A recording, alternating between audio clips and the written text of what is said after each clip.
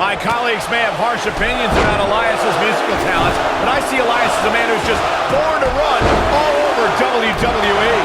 When I think of tag teams that can make a major impact on today's WWE, I absolutely think of these two teams.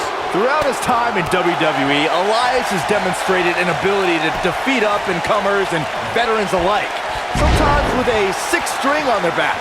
Look, there's no doubting Elias' ability inside the ring. I just wish he'd take up something like making model airplanes instead of live musical performances, if those qualify as such.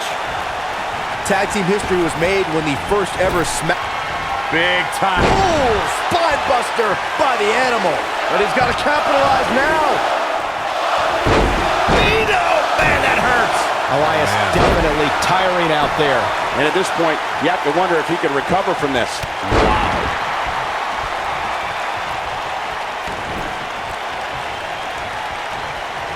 There was a lot on the line in the tag team tournament finals. The Usos wanted to add another tag team title reign to their resume and enjoyed the recognition of being the first ever SmackDown tag team champions. The team of Rhino and Heath Slater was the team no one expected to be in the finals.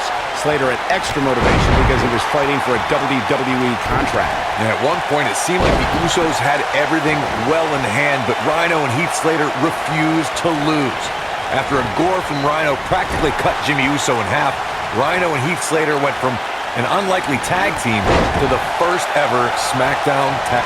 Nailed it. Just when you thought he had nothing left. Uh-oh, this might be the end of Elias tonight. And maybe not. One thing you can't take away from Shane McMahon, Corey, is that he has proven to be one of the most fair and balanced leaders WWE has ever seen. Yeah, right. As evidenced by his work as SmackDown Live Commissioner, Cole, where Shane continually cultivates a, quote, land of opportunity. How about you ask Kevin Owens and Sami Zayn about Shane's fairness? You guys brought up a great point about SmackDown being the land of opportunity, thanks in part to Shane McMahon. And, you know, I'd say guys like Mojo Rawley and even Jinder Mahal should be thanking Shane. No. Let's not get carried away. Anyone that has success around Shane McMahon tends to have that success in spite of Shane's presence.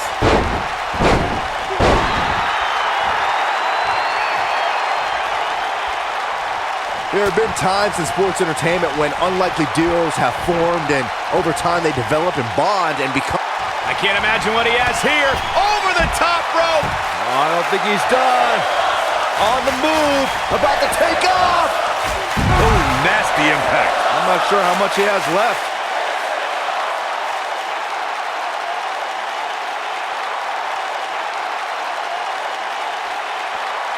He might have it.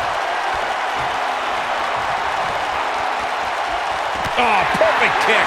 Great effort, but he better save something for later in the match. I don't think anyone thought Cesaro and Sheamus would develop into a premier... What a slam. Impactful. Will jar your spine. Here's his chance to win this. Back now inside the ring.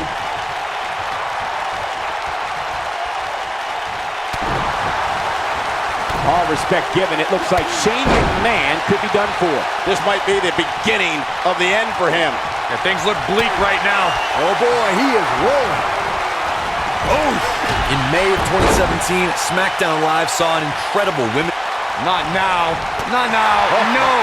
It is no time for... Caught him with a big boot. On the mark.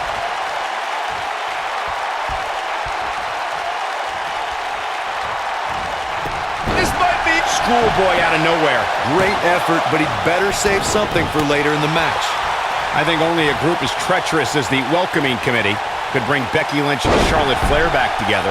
Natalya's power set the tone for the match and gave her team an advantage. That was until Carmella's overconfidence let the Irish lass kicker turn the tide and get back into the match. And then it was elementary from there for the Irish-born superstar. Naomi did an excellent job of making sure any quote-unquote committee nonsense cost her the drop kick. Shane absorbing a lot of Shoulders on the back. Lariat. Oh, somehow. Shane McMahon right on the money with that kick out. Shane's got a lot of fight. The Miz has been an A-lister for almost half his life. He made... And see. Skull-crushing finale. Shane absorbing a lot of punishment here. I think that slam caught us all off guard. He's going for the pin. He's a long way from a 3 count, I can tell you that. He's not giving up that easy. Going for the cover. Corey brought us back to the beginning of the millennium for the Miz's first reality show appearances, but his entry into WWE was also on a reality show, Tough Enough. The Miz is Tough Enough's greatest ever alumni, and he brought his career full circle as a host and judge on 2015's return of Tough Enough. Now that is awesome!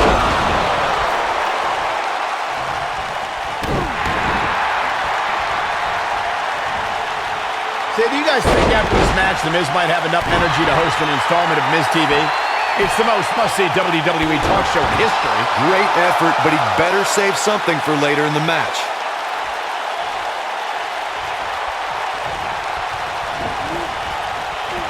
Ooh! We have drop kick hits the mark. Shane absorbing up. Look at this. Oh, man, what a hit. Knocked right off the apron. Sorry, Michael, let me get back to your question about Miz TV.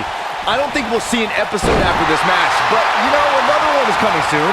He's been doing the show for over 11 years. Look, every WWE superstar of note has appeared on Miz TV. Brock Lesnar, John Cena, Kurt Angle, and scene. Skull-crushing finale. Here's this moment, Michael.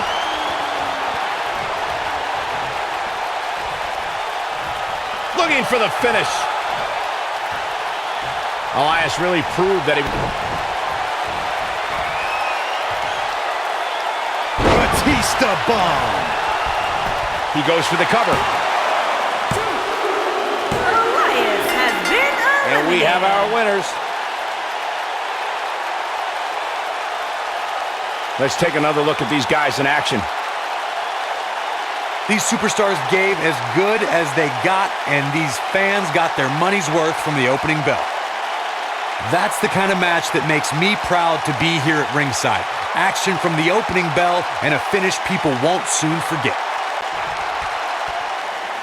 Here are your winners, the Animal, Batista, and The Miz. A very decisive victory here tonight.